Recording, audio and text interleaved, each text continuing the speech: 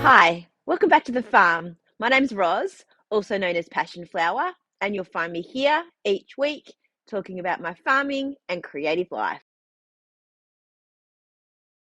This weekend is winter solstice, so this past week I have done a few winter solstice kind of jobs.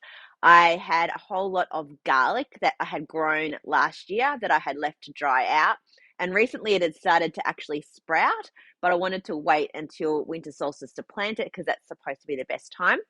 So I separated it out into the individual cloves and I have planted that out in one of the pellet garden beds out here by the shed. So hopefully it is protected enough because it's like there's a little bit of a drop between the soil and where the pellet starts. So it'll keep warm enough.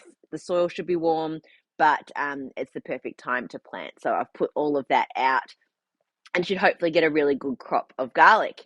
The other winter solstice job that I have done is to prune my roses. I have 3 rose bushes by the house, and so winter time is the time to do that. I always get quite aggressive with them because I believe that that is the best way to prune them. So I got all of the 3 done quite harshly. The one that I planted last year in memory of my little dog, Wade, had a little bit of like weirdness on the leaves. So hopefully it had grown quite well and it had flowers over the summer. So I'm hoping that it will still be all right. I have pruned it back quite hard and hopefully it will grow fresh, brand new leaves now that it's had the opportunity. And the rest of the garden over there, though, has gotten really badly frostbitten. We had some very, very cold days this week, very thick ice.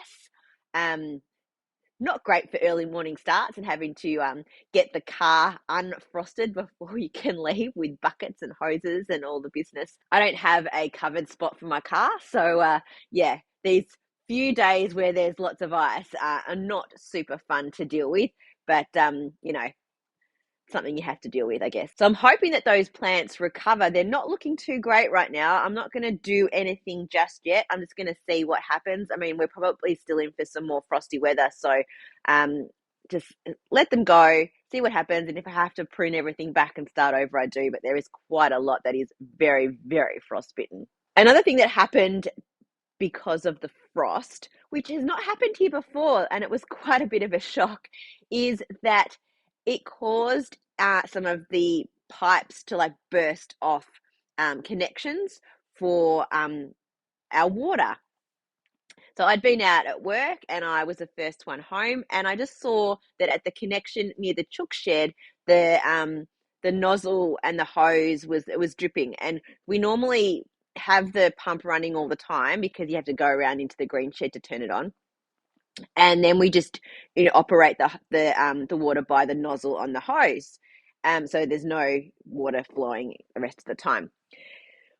But I think what had happened is that there was water in the hose and it had expanded when it got frozen, and then it contracted again when it defrosted, and it caused the connection between the two to break. So I went around to turn off the pump at the power so that I could then see what I needed to do to fix the hose. I'm terrible at those things, so I was probably going to wait for someone else to get home to help me. And then as I walked towards the green shed, I could see this shed here in front of me, and there was water spraying everywhere. I was in a bit of a panic by that stage. I'm like, oh my God, because that's the big tanks we've got here for the water here at the shed that we then pump back to the house when we need water during winter, and that I use for my hand dyeing and all that kind of stuff. So it was like, oh my goodness. So it was spraying everywhere, and it was leaking from the connection. We've got like 3 connectors where we have hoses that run off in different directions, and it was spraying out where those hoses connected to the contraption that has the 3. I'll put in a picture because I don't think I'm explaining it very well.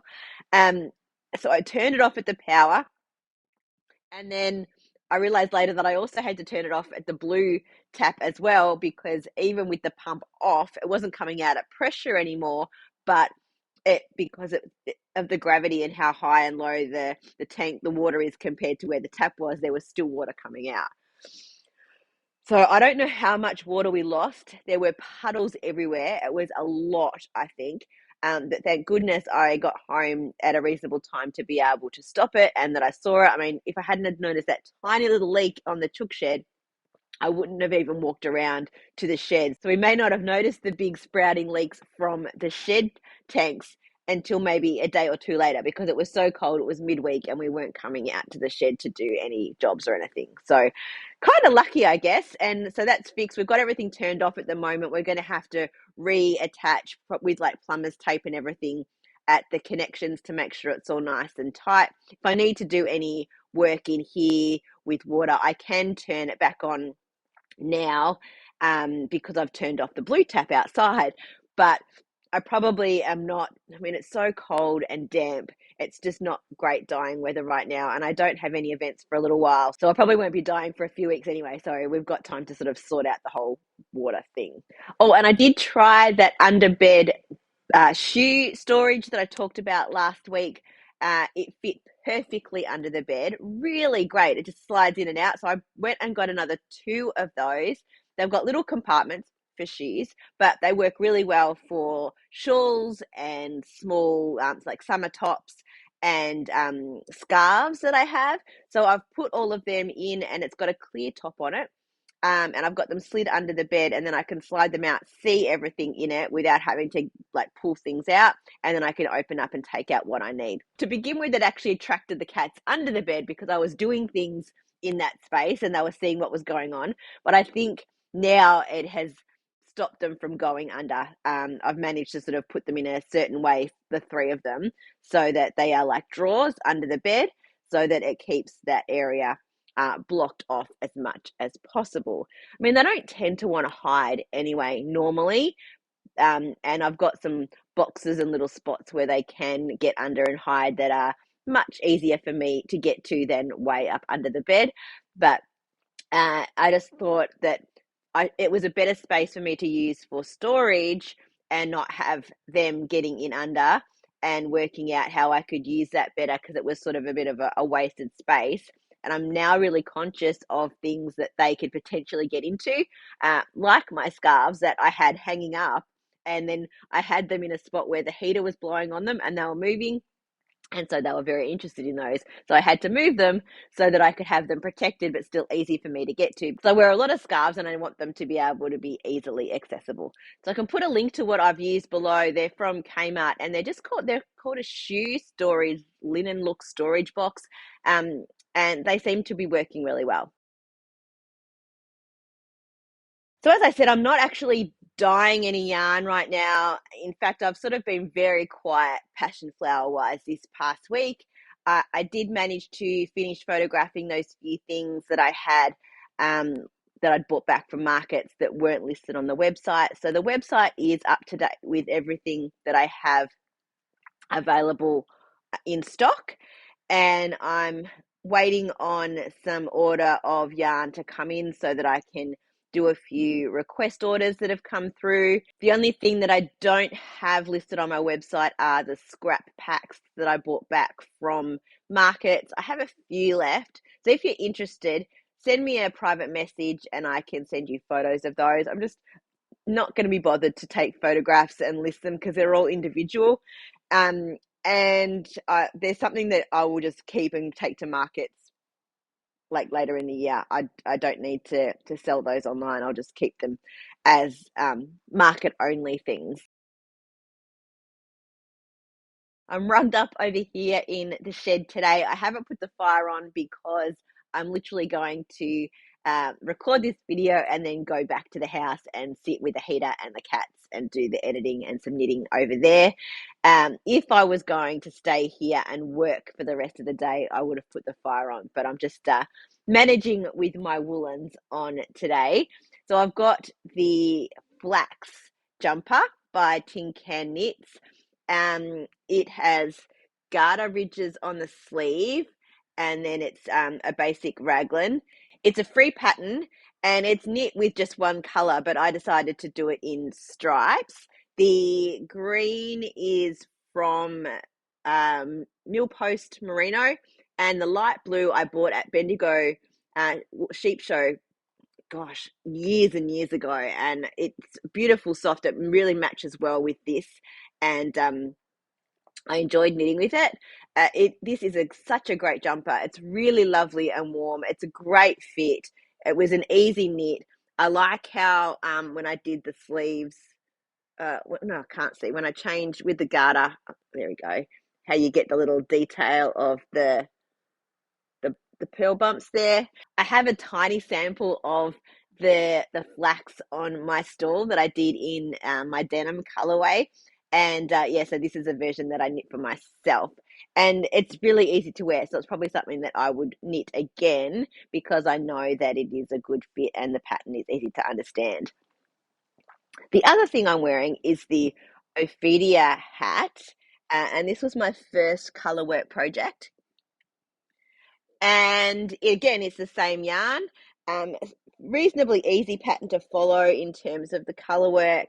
And I think it came out really nice for a first attempt. It is a little short, but I think that's just the pattern. Like I followed the pattern 100%, and that's just how it came out. But it works well in terms of keeping the top of your head warm. And I think it's super cute. And as you can see, I did get my fringe cut as well. So it's not like draping down into my eyes anymore, which is perfect for when I want to wear hats. Otherwise, it squishes down and I cannot see a thing. So my only knitting this week was on the stripy socks that I showed you last week. Maybe I'll get some other things done. I've been really busy and really tired, and I don't know, not that I haven't been enjoying this knitting, but I just haven't been getting into doing a lot of knitting overall. I don't know. There's lots of projects that I'm thinking about and that I want to get back to, but just the doing hasn't really been high on the priority list lately. So, stripy socks. That's what I'm.